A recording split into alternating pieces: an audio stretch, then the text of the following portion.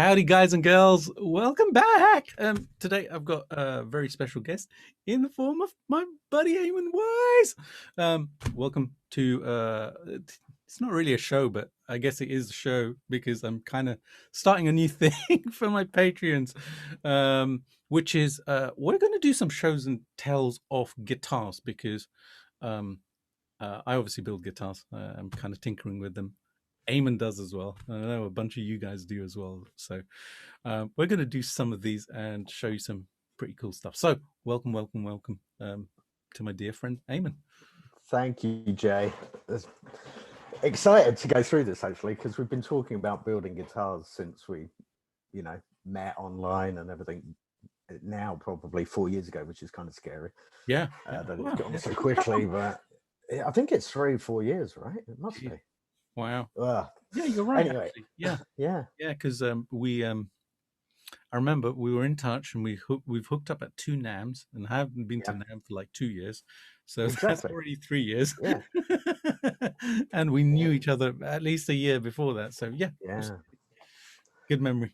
Scary stuff. Yeah. Yeah, and it was probably around then. Actually, it was probably 5 years ago that I started tinkering. Yep. Not to the level that you tinker, clearly. Yeah. Oh, trust me, that's where I started, though. I actually of course, exactly what you were starting off doing, and then kind of just it's obviously expanded into a lot more, and it's part of my business now as well. Yeah, for sure. But it was that need and that want to kind of like change stuff. So for me, it came from I think I picked it up from my dad because he was always an electronics engineer, so he was always kind of fixing things and changing things, and I just subconsciously that kind of went into my psyche. So curious to know where you got it from. What made you kind of want to tinker with stuff? Yeah, I think, well, my dad was an engineer, but with cars and tractors and things like that. So he used to build gearboxes you'd remember back in the day, the blue County commercial cars tractors with County written on them. Yep. He used to be in the factory hand building the gearboxes for those and stuff like that. And then, of course, it comes to me, his son, and I had no interest at all. And I don't think, I was there when he was fixing like my siblings' cars and his car. I was there all the time. So I understand how a car works and stuff, but I've just never really got it. I think people sometimes call it, I can't even remember what it is, ADHD or whatever. I always get that wrong. Right. But I don't think it is. I think it's just being a kid. Yeah. So, and I just thought I was too into sport and playing football and all the different sports and things like that back then. And from a music perspective back then as well, it was completely different. I mean, so I was, attacked by 5 siblings, one liking country and western, one liking soul and George Benson and stuff like that, one liking reggae, which I never liked at all. Just me, but I do not like reggae. And my eldest brother was into David Bowie and Hawkwind and James Brown and stuff like that. So that's kind of a massive mix of different types of music. So I wasn't really into guitar. Probably I was into guitar, but in a different way. Early 80s, I was, typical English at that age, like 11, 12 years old, Adam and the Ants and Wham and, that type of thing. And then a kid came to our school from Canada in 83. And he said, listen to this guy called Prince. This was pre-Purple Rain. And I was listening to 1999. I was like, well, okay, I recognize a couple of tracks because I think Top of the Pops used 1999 for the countdown of the top 10 back in the day. Right. So that's how I got into guitar, was Prince. Awesome. So listening to Prince, and it was all clean. I ended up buying a guitar. Probably my first guitar was a Telecaster because I was so into Prince. So I went down the Telecaster route, and I got a little amp, which I still have in the garage. It's like a 20 watt Fender. It's not very good. It's okay on clean, but as soon as you put it on distort, it's terrible. Right. So I went through years hating that crunch sound because it just sounded so bad on the amp, and I wasn't into that type of guitar probably till the late 80s. And I ended up late 80s, early 90s was really my introduction, which was late Yeah. compared with most people, you know. At the same So time. it was really, yeah, it was really like getting into late 80s rock and like getting influenced by people like for Guns N' Roses and gradually listening to Bon Jovi, which is, you know, rock to a certain degree. Obviously, it's not metal, which I'm probably more into now. And then early 90s Extreme. I got into Cool. Extreme and I was like, I've got this Telecaster and a little crappy amp. And I've been working and my mum helped me out. And we went to a guitar store and I couldn't afford an M4. Yeah, Joe. Yeah, they were expensive. Yeah, I couldn't afford an N2. So I got like a natural wood because I was a big Nuno fan and got a Washburn KC40V natural wood. Oh, cool. Had a Floyd, licensed Floyd Washburn one, had a humbucker and 2 single coils. And that was my first guitar that was a rock guitar.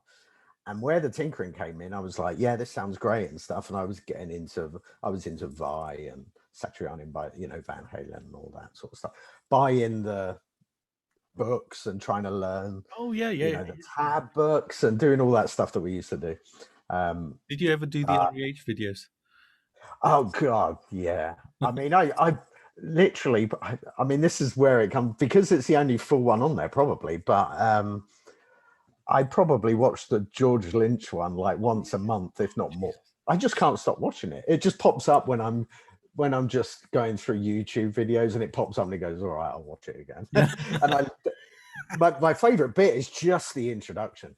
Oh God, yeah. It's just like that's my like the amount of times I'm just looking, going, I love that rhythm, and I love the way the rhythm goes into the solo. It's just fantastic. And then I bought and used to get delivered to the house Hot Guitarist video magazine. Do you remember that? Yeah, I remember. I think it might have been the same company, but you know, you had like Nuno on there and interviews with Paul Gilbert and, you know, Neil Schon and all of those guys. So it was really that. And because I was into Vine, I loved this tone.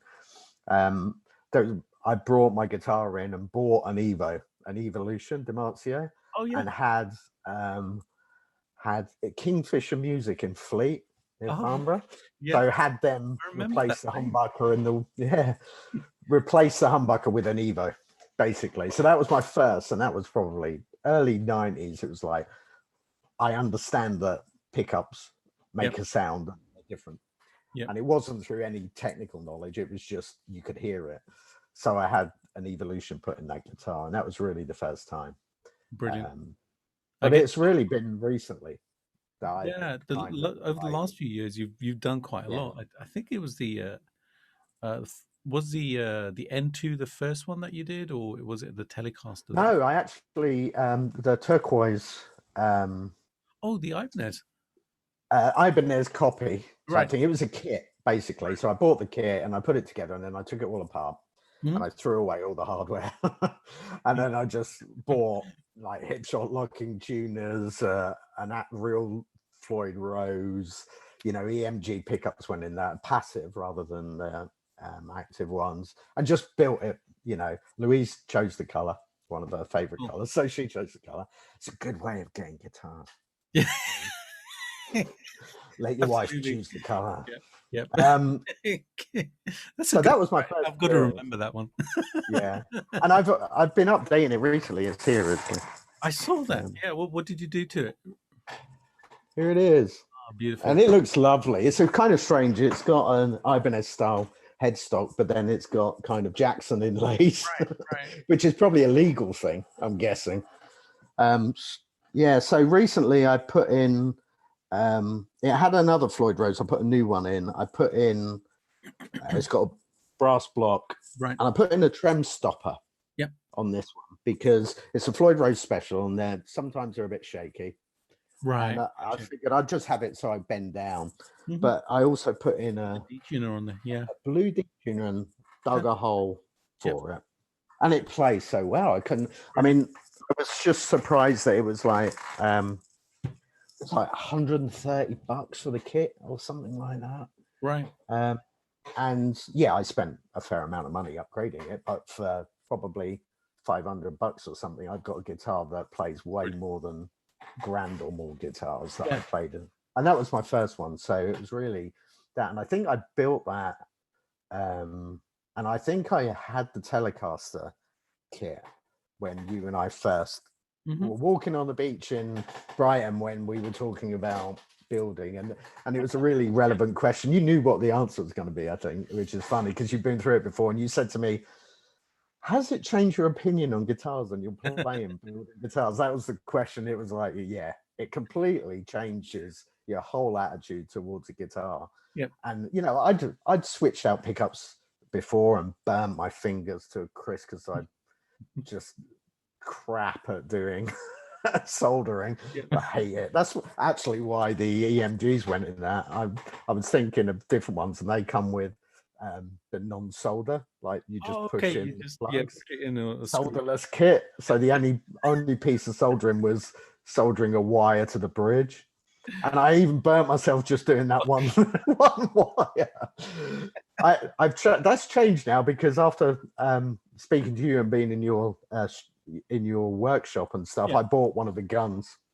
Oh yeah, they're really useful. Yeah, so that was great. So I didn't burn myself so much when I did the Van Halen thing because I had that. But then I got the Telecaster and I did the same. I built it and it was like, okay, I built it and took it all apart. And then that was the first, the one that I got the blowtorch out for. Right.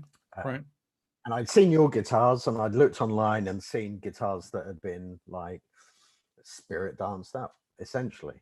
And so I did that and Louise got involved. So she had a bit of a blast away on it and things like that.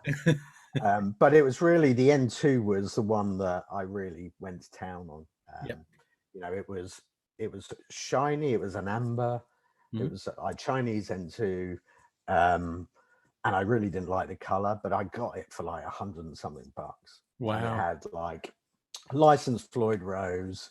It had the Bill Lawrence in it as well in the bridge. It's a really good. So I was like, isn't it? Damn. I mean, it's like you and the body and neck that you found was just like, that was like it was once in a lifetime opportunity. I can see it right there. Yeah, it's just such a great guitar. It's a lovely, lovely guitar to play. Yeah. So I swapped the neck pickup out and I swapped the bridge out on that. So that was really.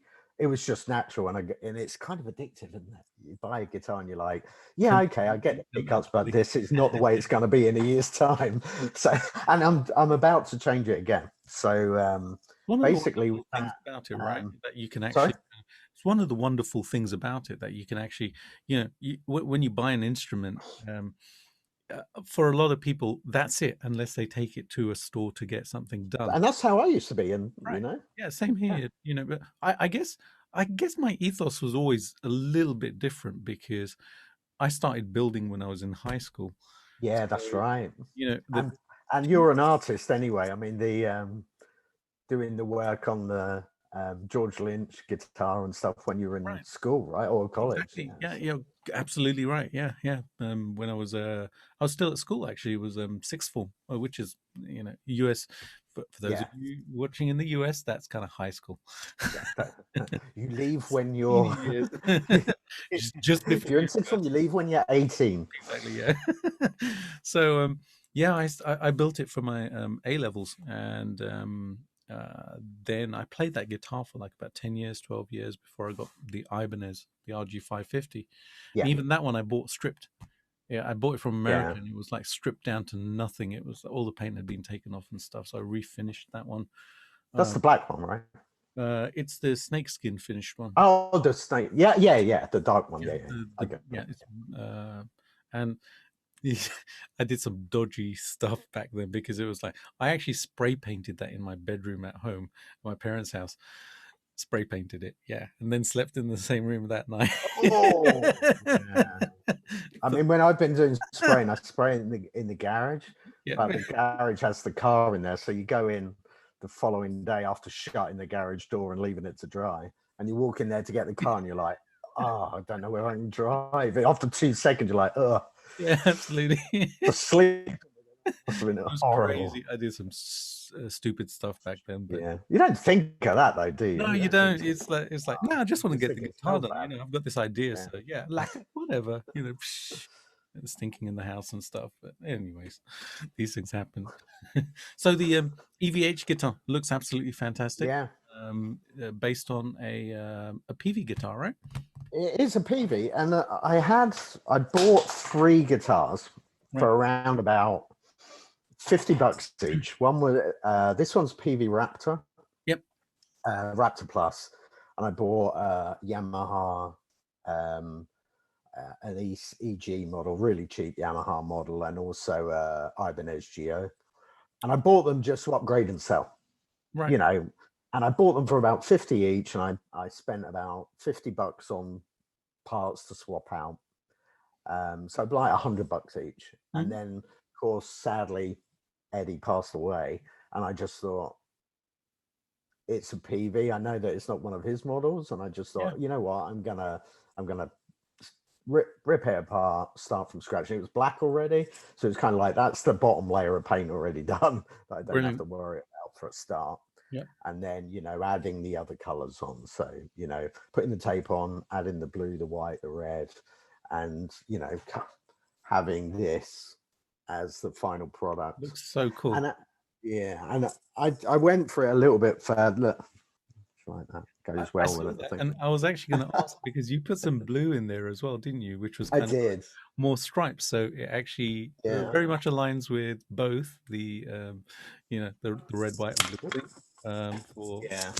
flags, and obviously the British flag as well. So kind of ties in. Yeah. I mean, I put the blue. Basically, I was wondering what shall I do? I want to make it. I didn't want to copy Yeah, right. straight out copy, right? Yeah, For 2 reasons. One, I wanted to kind of just do it and do what I wanted to do with it, make it mine rather than just. I mean, I've played the striped guitar, the EV8 striped guitars, etc. And if I want one, I'd get one. They play so well. yeah, They are amazing guitars. But I just figured, I'd rather do something different. And then I was looking at Van Halen T-shirt I've got, which is the old school Van Halen, and it's got blue in it as well. It's got right. black, it's got red, it's got white, and it's got blue. And I just thought, I'll add blue. So I Awesome. added blue, and then actually someone posted when I first did pictures on Instagram. Someone posted, you know, that it's the English version of a striped guitar. I hadn't even thought about it, but now when I look at it, I'm like, yeah, it kind of does that. And then I had this Union Jack. Exactly. This. I just thought, you know what, go for it. So yeah, it's I tore it apart. I saw some pictures. I think you'll remember I was speaking to you, and I think Eric Broadbent, who we both Mhm. know, about the pick guard, because it was like, shall I leave it white? Shall I do it black? And in the end, it was like, this is my guitar.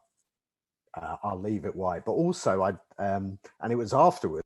Funnily enough, I saw some old pictures of Eddie, and he had like a striped guitar in his big set, and Mhm. it was HSS with a white pick guard. It was just pure Wow, there you luck, go. but Cool. it ended up nearly the same as that. Yeah. Um, And it's really so important to do that. And I think kind of because I'm building mine right now, and yeah, um, one of the things I wanted to do was to actually sculpt down the neck joint because that's what I play. yeah, And for about a week or two, I was kind of like scratching my head as to should I do that? Should I leave it original? Should I? Then it was kind of like, well, if you think about it, Eddie's ethos was to modify stuff. yeah. It's to make it your own. And Kind of the same thought process for me was exactly, yeah, that, yeah, and that's why I bought just these flower kind of cheap but half decent these dual rails rather than singles, and I bought a humbucker as well with the same make. They're cheap, but they actually sound pretty good. awesome, And then I had an Ibanez that had a JB in the bridge. Um, it was an EX, one of the newer EX models, and I wasn't getting on with it that well.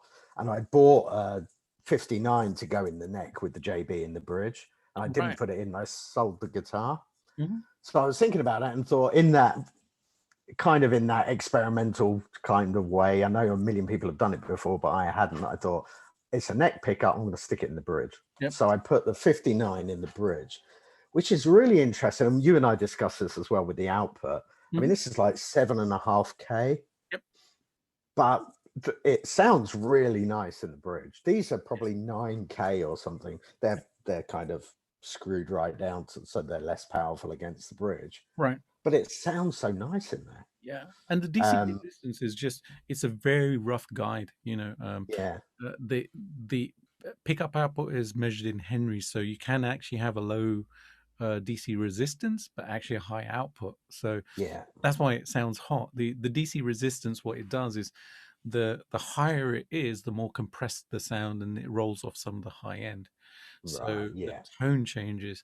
So with that actually works perfect, because in the Frankenstrat, it was like a PAF or something like that. It was a really Which a 59 is essentially, exactly, right? that's what they designed it Yeah. for. So, but So yeah, so I put that in, works perfect. painted it up. I did the stickers Yep. and did the stars. Well, one here and one on the headstock, just Right. because I was kind of annoyed that I couldn't find it. And in the end, I just went for 5150 on here. Yep. I wanted to find someone that did the red online. I could have probably hunted someone down and paid for them, but I didn't in the end. I just bought the standard 5150, but I wanted to do it 5120 Right. because Eddie was born in 51, passed away in 20, and I wanted to do 5120 because it was a Right. tribute. Gotcha. Anyone watching this, don't steal it. It's my idea. Let's do that. Yeah. But it would be, I just thought, how cool would that be to have a 5120 and Right. it would be, even I was going to put a little dash, like if you look closely, it would be that. And in the end, I really couldn't find it anywhere with the font. So I just went for the 5150. And the back, I was just concentrating on the sides and everything. And the back was just a mess when I was painting it. And I just thought, I'll strip it, I'll do it black, I'll do this. And in the end, I looked at it and went, that's kind of cool. Right. So all I did was like sanded it down and kind of relic the back. And I really like it. Brilliant. So this was really, not just, hey, I bought a kit. This was really getting it done and wanting to get it done. And I felt probably more putting this together than the other guitars I've done. Right. Just because of the situation. Yeah. But yeah, it has a standard 6 screw, which I bought a new one. Cool. Rather than using the one that was in there. And as it's like screwed down to it within an inch of its life, so it stays in tune. And to add to that, I put locking tuners on it. Right. And it's actually, I mean, I've been playing this a lot anyway because it plays really well. The neck's a 12-inch radius. It's a thin C. It's just medium frets. It's not jumbo frets. But whether it's worn down or just got lucky with these older models, the fretwork is nigh on perfect on this thing. Brilliant. And it feels so good. And of course, doing the build and set up yourself, it's like super low the way that I like it. There's no buzz. Locking tuners, I put locking tuners on the turquoise one. If I put Floyd Rose on, I still put locking tuners on. I do the same thing. I hate stringing guitars is a nightmare, so locking tuners all the way. But yeah, I've been playing this probably non-stop for a week, and I tuned it this morning and it was just a little bit out. Brilliant. And I was using the trem as well, so it's only dive. I can't pull up because I've blocked it. But this was really a passion project in the end. It was an idea at first. And of course, everyone was just, we kind of probably knew to a certain degree that Eddie was going to go at some time with his history, unfortunately. Right. But it still was like, I was waiting for at least another tour, or they'd do another album, or they'd do something. Yeah. It's just tragedy. For as it was. I mean, the last few years, my favorite artist on the planet still is and always was Prince. Right. So, him going and David Bowie, and, it was kind of like, we're getting old. Yeah. So people are disappearing. Yeah. Our childhood is musical childhood is nearly, I'm got ginger hair, so I don't go grey, I go blonde. That's the way I see it. Excellent. That works. It's not, but that's what I say. Well, So yeah, it was I love amazing, and it plays superbly well. But it's really that addiction. I'm finding it. I don't think I've got a guitar. I have a Squire Jim Root Telecaster, right. and that's the only guitar right now that doesn't have anything changed on it. Yeah. And I've actually bought the Jim Root signature Demon and pickups and locking tuners to go on that. So there won't be a single guitar that I've had that I haven't changed. Even the red N2 Yep. that I've got, the Paduk stain one, I've swapped out the bridge, and I'm about to put a stabilizer in the back because whereas the turquoise guitar, I wanted it blocked just so it dives. And I think that's part of the build, to be honest. I think it's less stable just because it's a kit rather than a factory made proper washburn or something. So I want the two washburns still to have floating trams, so I'm putting stabilizers in rather than blocking them. Yeah. And that's my next project. I'll put the locking tuners and the EMGs in the Jim Root Telecaster, but then I've got on the way stabilizers for the two washburns, but on the Spirit Danced washburn, which I've wrecked two of the strings playing around with the other day, so it's dead. Give me a sec, see if I can reach it. Which is the one that really, we were talking about it earlier. Yep. And all the way, and even the headstock. I was stealing Jay's mojo for this one for sure. I mean, this was shiny amber, so I sanded it down to the wood. Well, not all the way. We call it borrowing. Borrowing, yes. Between friends. Borrowing, permanently borrowing. So gifting it to you. Yeah. So this was, I mean, you can see I didn't get all of the lacquer off, and when I sanded it, and then when I burnt it, it was kind of like, oh, I didn't get all the lacquer off. I can tell, and it's ended up this kind of caramelized sections on it, which I really like. Cool. But I have the N2 sticker, which is going on here. Oh, excellent. I'm cutting off here again and putting a detuner on it, and putting a stabilizer. I have a tip for you about that, which will save you having to cut into it because it's Floyd original. There's a company called Tone Vice, and they do a detuner, which actually you don't have to route out anything for, and it basically spins instead of pulling out. It basically. Oh, I've seen one of those. Yeah, I have one of those for my Frankie. Well, I've got Frankie kind of here. Yeah, it'll be done soon. I have been working on it, and the neck needed to be shaved down. I'd gotten an all parts neck, but it was a little bit too chunky for me, so down to a 20.5 all the way down, which just feels absolutely sublime. And like I said, so it's kind of a modern C then. Yeah, is that right? Absolutely. That's kind of what you said. Yeah, and like I said, I'm going to shave this down and then repaint it and put ferrules in, neck ferrules in it rather than a plate, because kind of that was the other thing. It was like, I like the paint job on this. I like the stripes. So why would I put a big plate on it? I don't want to cover it. But this will be a great guitar. It's really heavy. The body is just like crazy heavy. So it's going to make for a cool guitar. What are you going to put in the bridge? I have a pickup by Pariah Pickups. Oh yeah. This way, I went for the Pasadena Black, so that's been shipped. Should be with me in a week or two, hopefully. Fingers crossed if post works properly. So that'll go in bridge, and then I have a Schaller Floyd.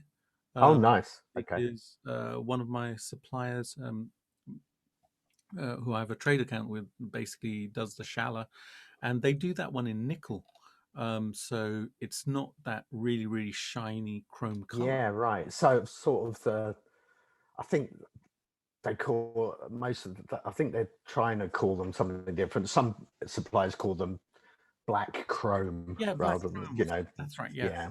So it's got the edge off it. It's not shiny and chromy and exactly stuff like right. Yeah, and This one actually has the Yeah, the coin on it. Yeah. yeah, it's like the original. It's a quarter. I think it's a 77. It's supposed to be a 71. Now, just purely by chance, right? I'd just bin it then. It's the wrong coin. That's it. Exactly. Yeah, completely.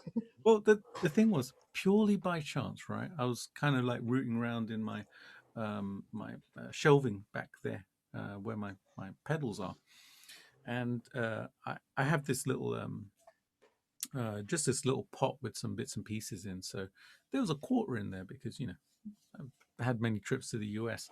So I Yeah. picked up this quarter, looked at it, and it said 1972 on it. Oh, Holy crap! So I got thinking, I wonder if I've got 71 somewhere in the yeah. house. You can buy them off eBay for like Yeah. $3, Yeah. $4, whatever.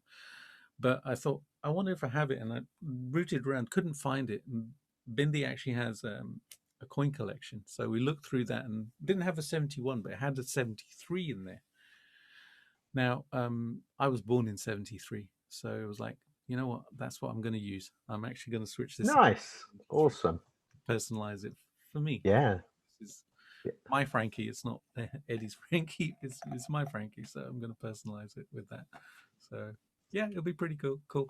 Yeah. And it's got the eye instead of the screws for the Yes. strap as well. Yeah. This had all been done. This was like Yeah. it was when I got it. I'd seen the photos, and it was one of those moments where you kind of like you see something on eBay, and you're kind of like,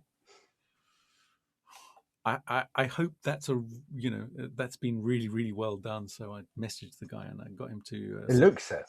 send over some better pictures and stuff.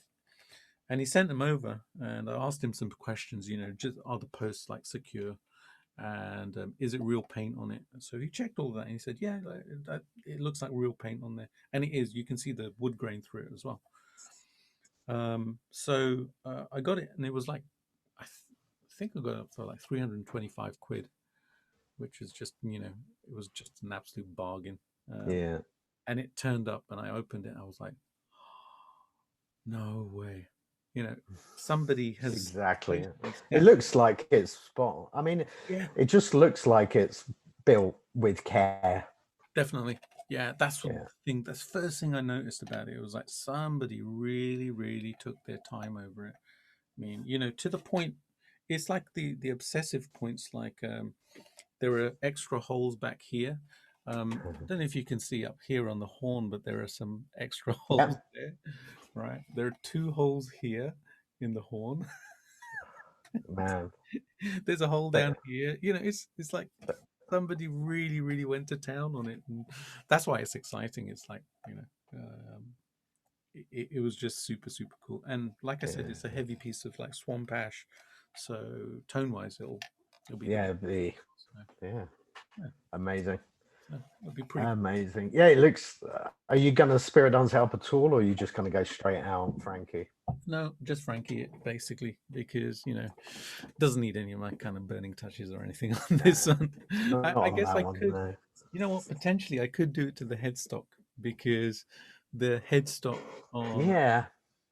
on It's got the Frankie cigarette burns, right? it's On got those there. cigarette burns. Actually, you know Yeah. what? You've just given me a great idea. So I may as well do it. I may as well kind of you like may as well do the end. I mean, just, yeah.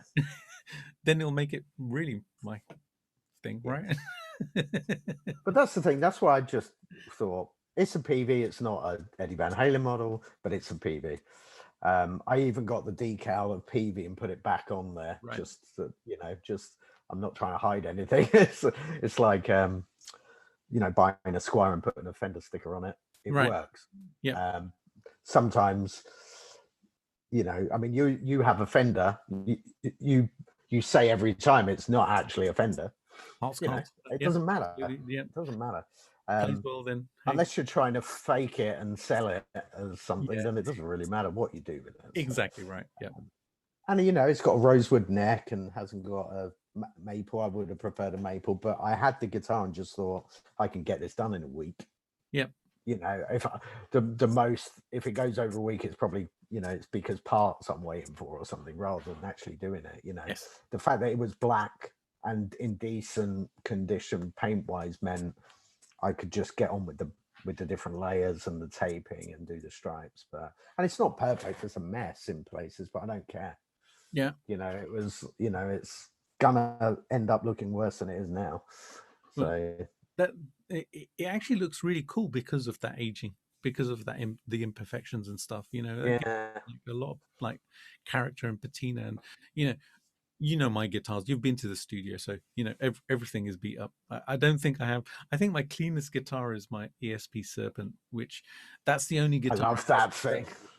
Yeah, it's a great That's one of guitar. my favorites of that grouping. That and the one behind you that I wanted to take home with me, the Tiger, Oh, right, the yeah, yellow Tiger. I love that thing as well. there you go. I And that, think I like that more because yeah, I know yep, you could buy like the LTD versions, but I, two things. One, I use a neck pickup, yep, so I like the fact that that's got a neck pickup in it, and but it looks so much better without the maple neck, because the ones that you could buy have the maple right. neck, and I know that George had them with maple necks as well. But the dark neck on that, is it rosewood or ebony?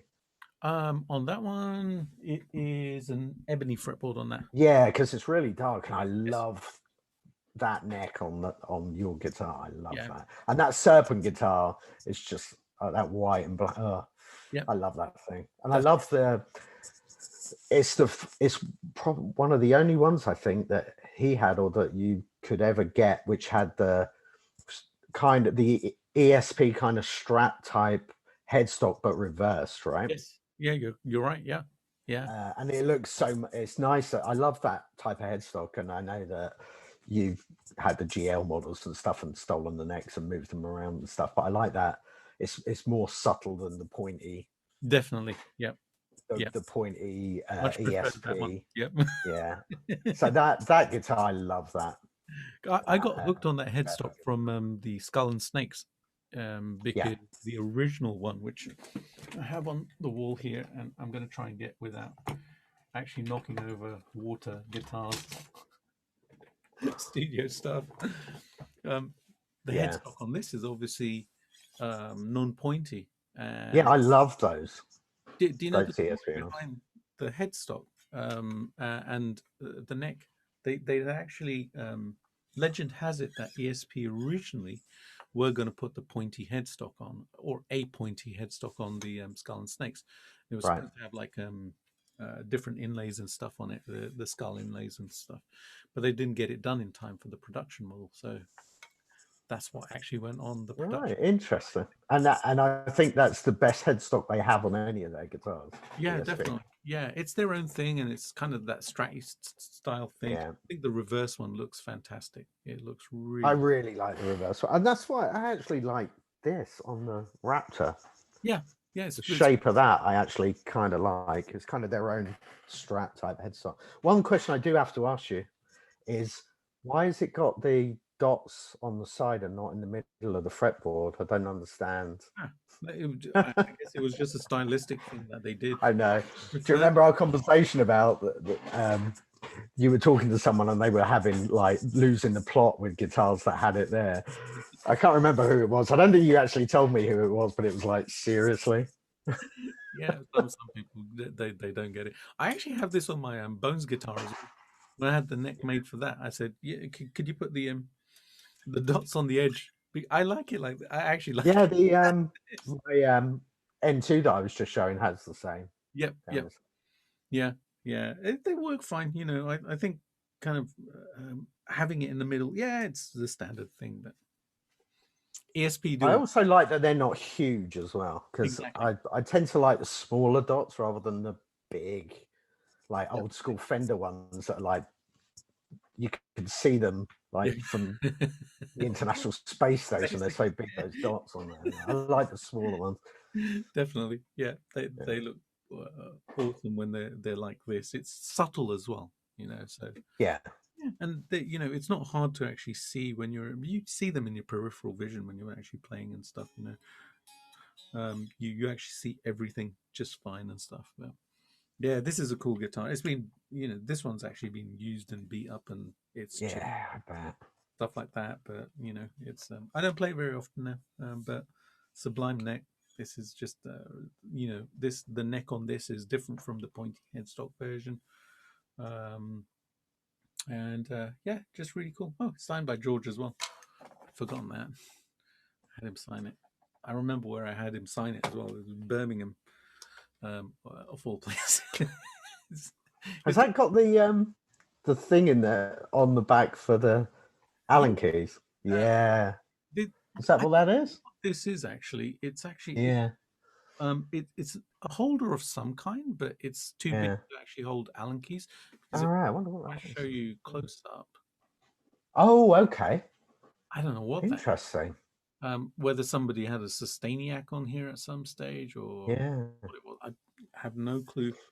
But yeah, great guitar. It's a really, really cool guitar. This has been fettled with Screaming Demon and Cool Rails. A good combination. I like this pickup. This is a really nice pickup. And changing out the strap for the Damasio. You can't get these ones, the leather ones anymore. But these. Oh no, I haven't seen the leather ones. No.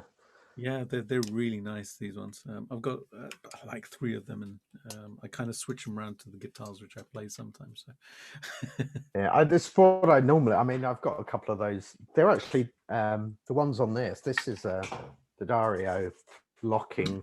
Oh, they're kind of cool the way they work, but I think like my N2's got a Damasio, and I've got a couple of them in boxes to go on others, and the only one that doesn't is my Duke, which Louise got me this strap, and I just love the difference in the color of it.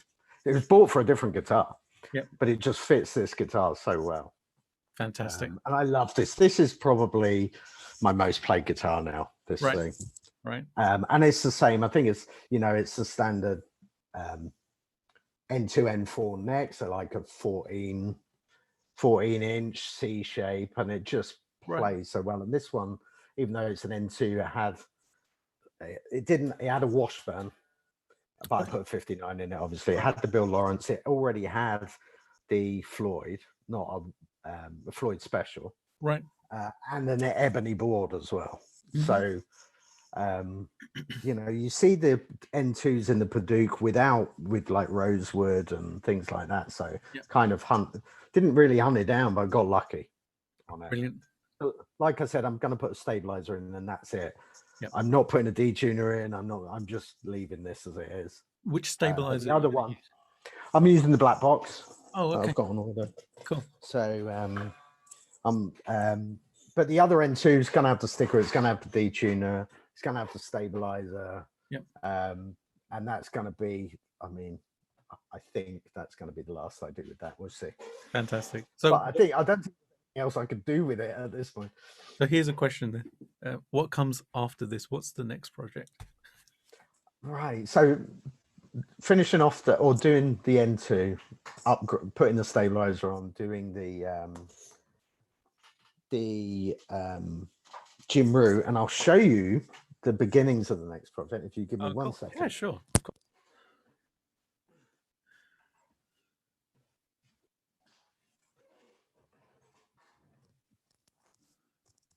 Now that's a reverse headstock, isn't it?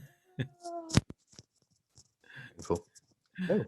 So this is going to be a joint, from a pointy, from a paint job perspective. Louise and I are going to work on this together. So this is going to be kind of a cool one. It's an old Geo with a reverse headstock, Ibanez Geo. Yeah, awesome. With the reverse headstock. That's brilliant. And this is not going to be white anymore. Right. I've gone, and I'm not one of these people that has a problem with EMGs. I love EMGs. So I've got an 8160 pair to go in this. Cool. Active. I've got a replacement. I bought a Wilkinson 5+1. Oh, okay. Awesome. To go on here. New knobs, everything. And obviously locking tuners are going to go on it as well. So that's the next project. I mean, it's quite nice anyway. I mean, it's cheap, but the next fine. I mean, the fretwork's not perfect, but it's good enough. So it's not going to be white and black. We're going to have a play with it. Fantastic. We're going to have a play, and it's going to be colors that Louise and I have talked about and picked. Essentially, we're going to do a swirl. Ooh, nice. But we're doing kind of a light pastel-y kind of swirl. So it'll have the turquoise. It'll have like pale lemon yellow. It will have probably a very pale pink, and I think I'm gonna have chrome in there as well, chrome paint. Wow, awesome. So it's gonna be that, and then when it's finished, that's when I decide what's happening with the headstock, because what I'm going to do is whichever the dominant color is on the swirl, once it's actually swirled, I'm going to do the headstock in that color. Oh, okay. Right. So, fabulous. But because of the colors, I've got the chrome EMGs, everything's going to be chrome aside from the swirl. So that's the next project. It's funny you said it. You clearly knew that I couldn't stop and I would have to do something else. So it's like you said earlier, it's addictive, right? You kind of it is. You think I'll only do like one or two, and I've got enough guitars now. I said that for years, right? Me and my friend Dan had this running joke, right, which is kind of like, for years it was I'd say, yeah, I've got enough guitars now, and then obviously during the year, like 2 would turn up. And then after a few years I just quit, and it was like, you know what, we're both addicted. Yeah, we just you quit basically. It's like, you quit giving up. I mean, I'm pretty good. It's funny actually. It's the same with you and Bindi with the support. Louise hates me selling guitars. Yep. Once I have them, she hates that I sell them. But I buy guitars, play them. If I don't get on with them, then I'll move them on to someone who wants them and and that's how I mean, if I have probably 7 electrics, I've got a couple of acoustics. Cool. I had much more at one point, but it was just like, I'm not getting on with these guitars. Somebody else can play them. Yeah. Give them to someone who wants them and is going to play them and love them or whatever. So selling them, and that's how I buy other guitars, is by selling stuff. I don't just go and buy. I kind of rotate. Right. But I'm getting to the point now that once this stripe's done, there's nothing I'm going to sell at that point, because they're all really mine, and they've, like the Telecaster and the N2, both Louise and I were playing with that and getting the blowtorch out and things like that. And Louise picked the color on the Ibanez type one. Yep. We're going to do the swirl together. It's kind of every guitar now means something to me. Yeah, I think the only one that, like I said, all of them will be changed, and the Jim Root one, I love playing that thing. Cool. I've only got 2 non-trem guitars, and they're both Telecasters. Right. Which is my this, which was my other build. Yep. Another stolen from you. This has like Wilkinson bridge with brass, the T system EMGs. Right. So these are active, but they're not humbuckers. They do buck the hum. Yeah. They do buck the hum, but they're single cores essentially. Gotcha. So right. So you still get that twang, right? They're completely Telecaster, to the point where it's like every now and then I'm like, God, they don't have the power that I want, because I put in actual Telecaster pickups. These Telecaster pickups are a little bit too Telecaster. Yeah, they're exactly what I wanted, which I've realized that I probably don't want. Right. But again, this is the same company, which is clearly not sponsored. BYO Guitar, build your own guitar. Okay, cool. This kit and the other kit, both from them, and they've, I've been really surprised.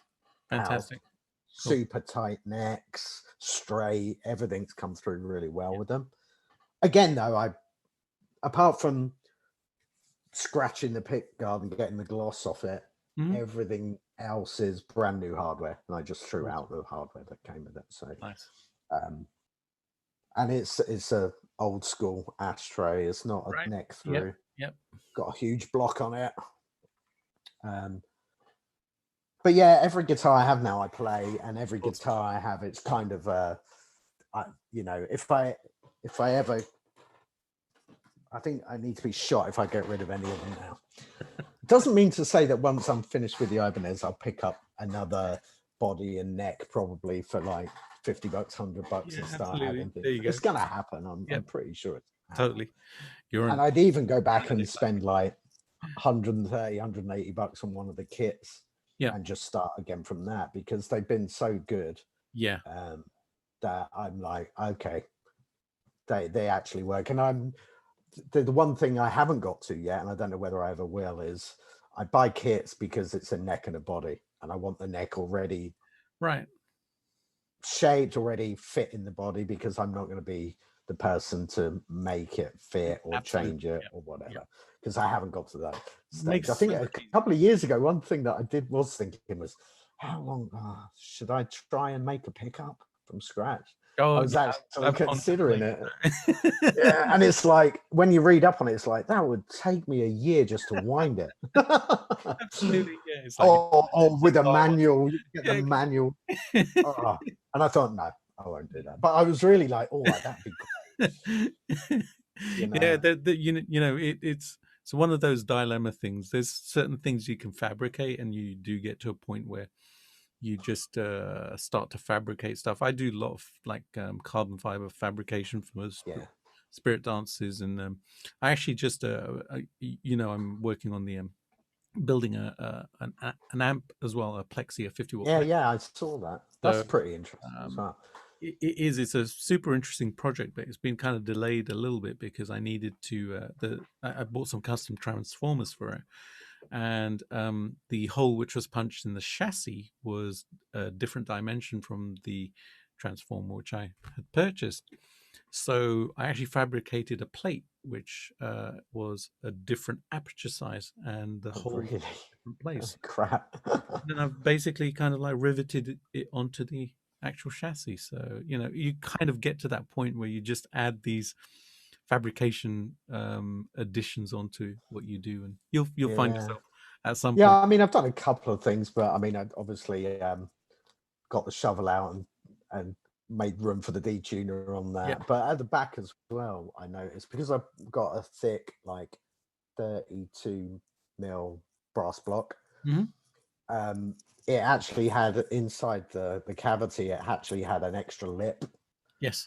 So I had to shave that out. And actually on the I put Floyd Rose on the other end too, the natural wood one. And on the right hand side, it's just touching. It's touching the wood on the right hand side. So when I take that off to do the stabilizer and everything else and detuner, I'm gonna shave that, because it doesn't affect it too much. It does actually. It does slightly affect it when it sits again after you use it. But also I look at it and go, that's really annoying. I can see that it's touching. Even if it wasn't affecting it at all, I'd be like, oh, that's really annoying. I want to get rid of that. So I'm going to shave that. So that's the level I've got to, doing these tiny little bits with it, rather than you and having your workshop building those awesome guitars that you build, man. And I just keep glancing at that M4. Oh yeah, the M4. Absolutely. They play so well, the N2s and M4s. I can't believe it. I mean, I had one, I think it was 93. I ended up with a Paduk Stain N2, which I sold many years later. And one of those things that you sell. I've sold guitars in the past, and you have no doubt that you just look back and go, what was I doing? Right. Why did I sell anything? But hey, that's and that brings in the new ones, right? It is, and I've ended up with a Paduk Stain N2 again. Back from there you go. The 90s. I've got one again, and I've got the natural wood one that I'm playing with. But they play so well. The necks they're straight out 14-inch, I think, but they've got a certain profile. It's a C, but it's different from all my other guitars. The profile on that neck, it's so comfortable. It's a Nuno profile, isn't it? I guess it is, but and I've checked as well, because back in the day, one of my nephews had a Paduke and an actual wood N4, and I had the N2 at the time. Necks were identical. I mean, the fretwork and stuff was different, and one of them had ebony and the N2's rosewood, but the profile on that was exactly the same on the different models. Yeah. And I guess being that was my going from the KC40V Washburn and having the N2, I think I grew up learning all the books, getting all the books, which I can't play any of anymore. Right. I had a massive gap of about probably 10 years that I didn't pick up a guitar, and I just can't get back to the standard that I was before. I just can't. It's just no matter what I do, I play differently. There you go. I don't play worse. I play differently now. That's absolutely cool, and that's what happens, right? Yeah. And on that note, that is absolutely awesome. Eamon, thank you for showing us all your awesome guitars, and really look forward to seeing the next one done. Yeah. I'm curious as to the color, so I will be definitely kind of like looking at on social media and and the pictures which you're going to send me, obviously. But an absolutely amazing talk, guys. Go and check out what he does. Go and follow him on social media and things. I'll leave the links in the description. And he's just an awesome friend, awesome guy. And it's good to see. It's good to speak. Yeah, absolutely. It's been a pleasure. Thank you for sitting. You're most welcome.